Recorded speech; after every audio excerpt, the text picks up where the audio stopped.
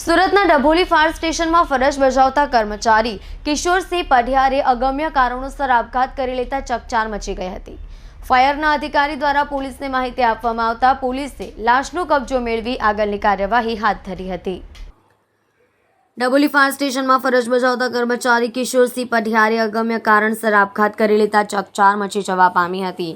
આજે સવારે 6 વાગ્યે ડ્રાઈવર કિશોરસિંહ પઢિરિયા જોબ ઉપર હાજર થયા ન હતા। ત્યારબાદ ફાયર ઓફિસર દ્વારા કર્મચારીને ફોન કર્યો હતો। 7 થી 8 ફોન કિશોરસિંહ દ્વારા ઉઠાવવામાં આવ્યા હતા, પરંતુ ફોનનો કોઈ જ જવાબ મળ્યો ન હતો।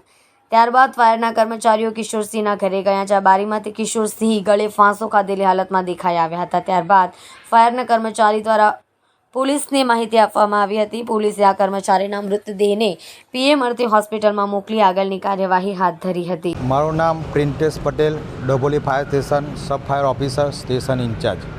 જી સર, કોઈ ઘટના થઈ શું? ઘટનામાં સવારે 6 વાગે તમામ કર્મચારીઓ જોબ પર હાજર થાય છે અને એમની હાજરી પૂરવામાં આવે છે।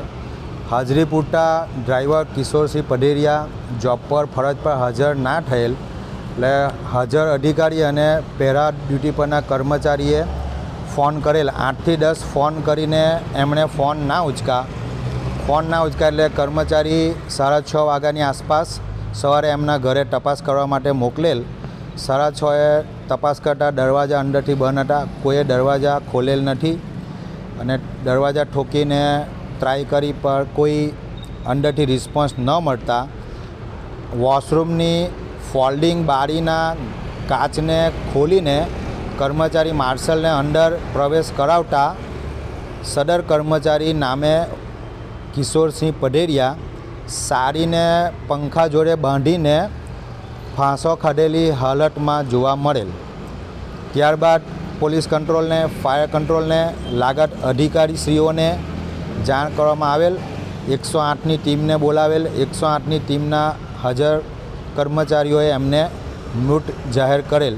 ત્યારબાદ પોલીસ ઇન્વેસ્ટિગેશન ટીમ અને પોલીસ ટીમ દ્વારા સદર બોડીને સ્મીમેર ખાતે રવાના કરેલ છે, જેથી કર્મચારી આજે હાજર નથી। ફેમિલીમાં કોણ કોણ હતું? ફેમિલીમાં એમની એક 13 વર્ષનો એક છોકરો છે અને વાઈફ છે, જે બંને હાલમાં ગામ છે અને આ કર્મચારી ઘરમાં એકલા છેલ્લા 2-3 દિવસ ત્યાં હતા।